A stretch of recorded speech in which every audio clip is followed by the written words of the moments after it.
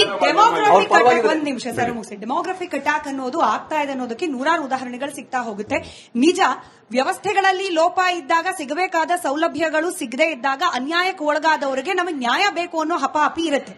ಅದಕ್ಕೆ ನಾವು ವಿದೇಶದಿಂದ ಬರುವ ಹಣವನ್ನ ಉಪಯೋಗಿಸಿಕೊಂಡು ಅವರಿಗೆ ಸೌಲಭ್ಯಗಳನ್ನ ಕೊಟ್ಟು ನಾವು ಮತಾಂತರ ಮಾಡ್ತೀವಿ ಅನ್ನೋ ಪ್ರಕ್ರಿಯೆ ಚಾಲ್ತಿಯಲ್ಲಿರ್ಬೇಕಾದ್ರೆ ಇಂಥದಕ್ಕೆ ಕಡಿವಾಣ ಹಾಕೋ ಪ್ರಯತ್ನ ತಪ್ಪಾ ಅಂತ ಹೇಳಿ. 3 ಫೇಸ್ ಇದೆ ಈ ಒಟ್ಟು ವಿದೇಶಿ ದೇಣಿಗೆ ನಿಯಂತ್ರಣ ಕಾಯ್ದೆ ಹಿನ್ನೆಲೆ. 3 ಫೇಸು. 1976ರಲ್ಲಿ ಇಂದಿರಾ ಗಾಂಧಿ ಅವರು ಮೊದಲನೇ ಬಾರಿಗೆ ಈ ಕಾಯ್ದೆ ತಂದರು. ಈ ಕಾಯ್ದೆ ತರಬೇಕಾದ್ರೆ ಅವರಿಗೆಲ್ಲೋ ಒಂಚೂರು ಅನುಮಾನ ಇತ್ತು. ಎಲ್ಲೋ ವಿದೇಶಿ ಹಣದಿಂದ ಕೆಲವು ಸಂಸ್ಥೆಗಳು, ಸಿವಿಲ್ ಸೊಸೈಟೀಸು ನನ್ನನ್ನ ಡಿಸ್ಟೆಬಲೈಸ್ ಮಾಡೋದಕ್ಕೆ ಪ್ರಯತ್ನ ಪಡ್ತಿದ್ದಾರೆ ಅಂತ ಇಂದಿರಾ ಗಾಂಧಿ ಅವರಿಗೆ ಅನುಮಾನ ಇತ್ತು.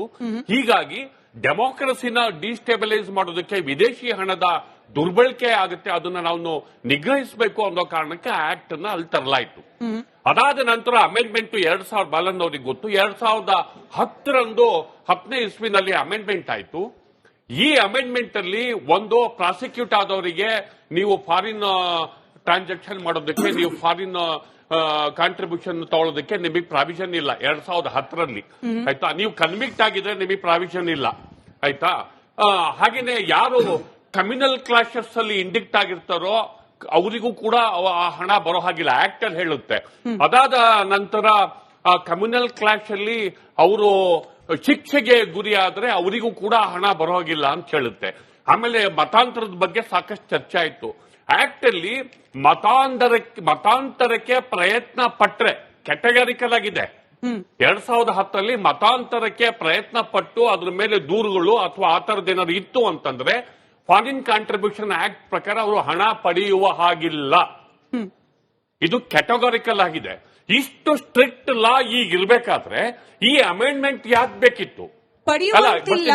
ಹಣ ಪಡೆಯುವಂತಿಲ್ಲ, ಸರಿ. ಹಿಂದೆ ಪಡೆದ ಹಣ ಅದೇನಾಗಬೇಕು, ಎಲ್ಲಿ ವಿನಿಮಯ ಆಗಬೇಕು, ಅದ್ರ ಬಗ್ಗೆ ಏನ್ ಹೇಳುತ್ತೆ? ರೂಲ್ಸ್ ಇರುತ್ತೆ, ಅದನ್ನ ಬಂದೆ ರೂಲ್ಸ್ ಇರುತ್ತೆ. ರೂಲ್ಸ್ ನ ಇಂಪ್ಲಿಮೆಂಟ್ ಆದಲ್ಲಿ ಫೇಲ್ಯೂರ್ ಆಯ್ತು ಅಂತಂದ್ರೆ ಕಾಯ್ದೆ ಕಾನ್ಸ್ಟಿಟ್ಯೂಷನ್ ತಪ್ಪಲ್ಲ. ನೀವು ಈಗ ಮತಾಂತರಕ್ಕೆ ಪ್ರಯತ್ನ ಪಟ್ಟು ಯತ್ನ ಮಾಡಿಸಿ ಅದನ್ನ ಆಕ್ಟ್ ಮಾಡ್ಲಿಲ್ಲ ಅಂತಂದ್ರೆ, ಪೊಲೀಸರು ಆಕ್ಟ್ ಮಾಡ್ಲಿಲ್ಲ ಅಂದ್ರೆ ಕಾಯ್ದೆ ತಪ್ಪಲ್ಲ, ಸಿಸ್ಟಮ್ ಇನ್ ತಪ್ಪು. ಆಯ್ತಾ? ಈಗ ಇಷ್ಟು ಸ್ಟ್ರಿಕ್ಟ್ ರೂಲ್ಸ್ ಇರಬೇಕಾದ್ರೆ ಈಗ ಈ ಅಮೆಂಡ್ಮೆಂಟ್ ಯಾಕೆ?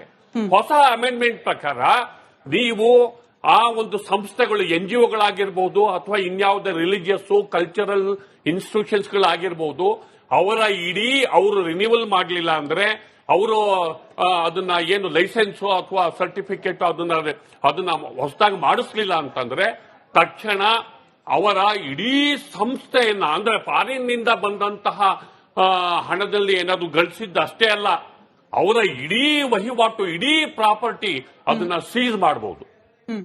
ಆ ಆಕ್ಟ್, ಹೊಸ ಆಕ್ಟ್ ಅಂದ್ರೆ ಇಷ್ಟು ಸ್ಟ್ರಿಕ್ಟ್ ಇಟ್ಟಿದ್ರು ಇದೊಂದಕ್ಕೋಸ್ಕರ ಅಮೆಂಡ್ಮೆಂಟ್ ಯಾಕಿತ್ತು ಅಂದ್ರೆ ಇಲ್ಲಿವರೆಗೆ ಒಂದು ಈಗ ಕೆಟ್ಟದಿತ್ತು ಅಂದ್ರೆ ಆಕ್ಟ್ ಇದೆ, ಇಡಿ ಇದೆ, ಪೊಲೀಸ್ ಇದೆ, CBI ಇದೆ, ಫಾರಿನ್ ಆಕ್ಟ್ ಇದೆ, ಎಲ್ಲ ಇದೆ. ಇದನ್ನ ಯಾಕೆ ತರ್ತಿದ್ದಾರೆ ಅಂತಂದ್ರೆ ಅಲ್ಲಿ ಕೆಲವು ನಿರ್ದಿಷ್ಟ ಸಂಸ್ಥೆಗಳನ್ನ ಅದನ್ನ ಅವರ ಅಸ್ತಿತ್ವವನ್ನ ಬುಡಮೇಲ್ ಮಾಡೋದಕ್ಕೆ ತಿದ್ದುಪಡಿ ತರ್ತಿದ್ದಾರೆ. ನಿರ್ದಿಷ್ಟ ಸಂಸ್ಥೆಗಳು, ನಿರ್ದಿಷ್ಟ ಸಮುದಾಯಕ್ಕೆ ಸೇರಿದಂತಹ ಸಂಸ್ಥೆಗಳ ಅಸ್ತಿತ್ವವನ್ನ ಅವರು ಹಾಸ್ಪಿಟಾಲಿಟಿನಲ್ಲಿದ್ದಾರೆ, ಎಜುಕೇಶನ್ ಅಲ್ಲಿದ್ದಾರೆ. ಮತ್ತೆ ನಮ್ಮ ಕನ್ನಡ ಪರಂಪರೆಗೆ ಬಂದರೆ ಸಾಹಿತ್ಯ, ಪತ್ರಿಕೋದ್ಯಮದ ಎಲ್ಲಾ ಮೂಲ ಸ್ವರೂಪಗಳು ಕ್ರಿಶ್ಚಿಯಾನಿಟಿಯಿಂದಲೇ ಬರೋದು. ನಮ್ಮ ಸಾಹಿತ್ಯ ಮೊದಲನೇ ಪತ್ರಿಕೆ ಪ್ರಿಂಟ್ ಮಾಡಿದ್ದು ಕ್ರಿಶ್ಚಿಯನ್ಸು ಮಂಗಳೂರು. ಆಯ್ತಾ? ಅದ್ಯಾವ್ದಕ್ ಬಂದ್ರು ಅನ್ನೋದು ಬೇರೆ ರೀಸನ್, ಬಟ್ ಪತ್ರಿಕೋದ್ಯಮಕ್ಕೆ. ಆಮೇಲೆ ಕನ್ನಡ ಸಾಹಿತ್ಯ ಸಮ್ಮೇಳನ, ವಿಶ್ವ ಕನ್ನಡ ಸಾಹಿತ್ಯ ಸಮ್ಮೇಳನ ಕಲಬುರಗಿಯಲ್ಲಿ ನಡೆದಂತಹ ಸಾಹಿತ್ಯ ಸಮ್ಮೇಳನದ ಅಧ್ಯಕ್ಷರು ರೆವರೆಂಡ್ ಚನ್ನಬಸಪ್ಪ ಪಾದ್ರಿ ಅವರು. ಕವಿರಾಜ ಮಾರ್ಗ ಪ್ರಿಂಟ್ ಮಾಡಿದ್ದು ಕ್ರಿಶ್ಚಿಯನ್ ಸಂಸ್ಥೆ. ಆಮೇಲೆ ಮುದ್ರಾ ಮಂಜುಷಾ ಪ್ರಿಂಟ್ ಮಾಡಿದ್ದು ಕ್ರಿಶ್ಚಿಯನ್ ಸಂಸ್ಥೆ. ಹೀಗೆ ಬೇಕಾದಷ್ಟಿದೆ. ಬಸವ ಮಾರ್ಗ ಪ್ರಿಂಟ್ ಮಾಡಿದ್ದು ಕ್ರಿಶ್ಚಿಯನ್ ಸಂಸ್ಥೆ. ಹೀಗೆ ಉದಾಹರಣೆಗೆ ಹೇಳಿದೆ ನಾನು. ಅಂದ್ರೆ ಈ ಆಕ್ಟ್ ಯಾಕೆ ಬೇಕಿತ್ತು? ಇದರಲ್ಲಿ ಒಂದು ಪಾಯಿಂಟ್ ಇದೆ. ಏನಂತಿದೆ? ಒಂದು ಅಥಾರಿಟಿ ಮಾಡ್ತಾರೆ, ಅದನ್ನ ಡಿಸ್ಪೋಸ್ ಮಾಡಬಹುದು, ಮಾರಾಟ ಮಾಡಬಹುದು. ಮಾರಾಟ ಮಾಡಿ ಸ್ಟೇಟ್ಗೋ, ಅದು ಕ್ಯಾಟಗಾರಿಕಲ್ ಆಗಿದೆ, ಸ್ಟೇಟು, ಮಿನಿಸ್ಟ್ರಿ, ಸೆಂಟ್ರಲ್ ಗೌರ್ಮೆಂಟ್, ಅದೇನದು? ಯಾಕಾಗಿ?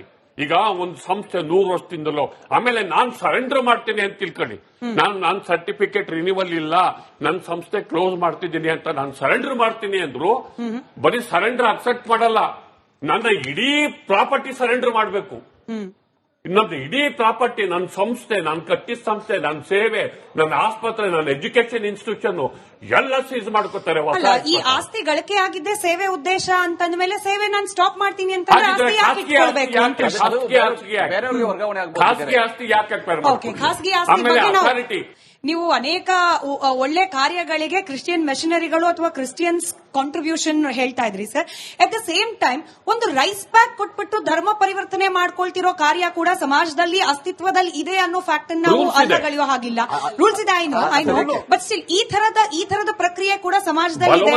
ಹಾಸ್ಪಿಟಲ್ಗಳಿಗೆ ಹೋದಾಗ ಕೆಲವು, ನಾನು ಎಲ್ಲದನ್ನೂ ಹೇಳ್ತಿಲ್ಲ, ಜನರಲೈಸ್ ಮಾಡಿ, ಕೆಲ ಹಾಸ್ಪಿಟಲ್ಗಳಿಗೆ ಹೋದಾಗ ಅಲ್ಲಿ ಯಾವ ಪ್ರಾರ್ಥನೆಯನ್ನ ಮಾಡಿಸ್ತಾರೆ, ಅದಾದ ನಂತರದಲ್ಲಿ ಯಾವ ರೀತಿ ಬ್ರೈನ್ ವಾಶ್ ಮಾಡೋ ಪ್ರಯತ್ನ ಆಗಿದೆ. ನಾವು ಸಾಕಷ್ಟು ರಿಯಾಲಿಟಿ ಚೆಕ್ ಗಳನ್ನು ಮಾಡ್ಬಿಟ್ಟಿದ್ವಿ. ಶಾಲೆಗಳಲ್ಲಿ ಸರ್, ಇನ್ಫ್ಯಾಕ್ಟ್ ಇಂಥ ಮಿಷನರಿಗಳು ನಡೆಸ್ತಾ ಇರುವ ಶಾಲೆಯಲ್ಲಿ ಮಕ್ಕಳಿಗೆ ಯಾವ ಧರ್ಮದ ಬಗ್ಗೆ ಕಾಳಜಿಯನ್ನ ಹೇಳ್ಕೊಡ್ಲಾಗತ್ತೆ, ಪ್ರೀತಿ ವಿಶ್ವಾಸಗಳನ್ನ ಹೇಳ್ಕೊಳ್ಳಲಾಗತ್ತೆ.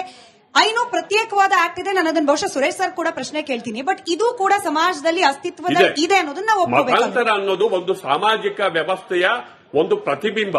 ಮತ್ತೆ ಅದರ ರೂಟ್ಸ್ ಗಳನ್ನ ಹುಡುಕ್ತಾ ಹೋದರೆ ಬಡತನ, ಹಸಿವು, ಅವಮಾನ, ತೊಳಕಕ್ಕೆ ಒಳಗಾದಂತಹ ಸಮಾಜಗಳ ಆಕ್ರಂದನ ಎಲ್ಲವೂ ಸಿಗುತ್ತೆ. ಆದರೆ ಆಮಿಷದ ಮತಾಂತರ, ಅವು ಏನೋ ಊಟ ಕೊಡ್ತೀವಿ, ಬ್ಯಾಗ್ ಕೊಡ್ತೀವಿ, ಔಷಧಿ ಕೊಡ್ತೀವಿ, ಆ ತರದ್ದೇನೋ ಅಂದ್ರಲ್ಲ, ಅಂತ ಮತಾಂತರಗಳು ಆಗ್ದಲೇ ಇರೋದಕ್ಕೆ ಕಾನೂನಲ್ಲಿ ಅವಕಾಶ ಇದೆ. ನೀವು ಅದನ್ನ ತಪ್ಪಿಸಿ ಮತಾಂತರ ಮಾಡ್ತಿದ್ರೆ ತಪ್ಪಿಸಿ, ಆಕ್ಟ್ ಇದೆ. ಈಗ ಫಾರಿನ್ ನಿಂದ ನೀವು ತರ್ತಿರೋ ದುಡ್ಡಲ್ಲಿ ಏನಾದ್ರು ವ್ಯತ್ಯಾಸ ಇದು ಅಂತಂದ್ರೆ ಫಾರಿನ್ ಆಕ್ಟ್ ಇದೆ, ಅದೇನೋ ಫೆರಾ ತರದ್ದೇನೋ ಇದೆ, ಇದು ಅವರ ಆಸ್ಪತ್ರೆನ ಮುಟ್ಗಲಾಗ್ತೀವಿ ಅಂದ್ರೆ ಅವರ ಸಂಸ್ಥಾನ ರಿಲಿಜಿಯಸ್ ಪ್ಲೇಸಸ್ ಅನ್ನು ಮುಟ್ಕೊಂಡು ಹಾಕೋಬೇಕು, ಚರ್ಚು ಮಸೀದಿಗಳನ್ನು ಹಾಕೋಬೇಕು. ಅಲ್ಲಿ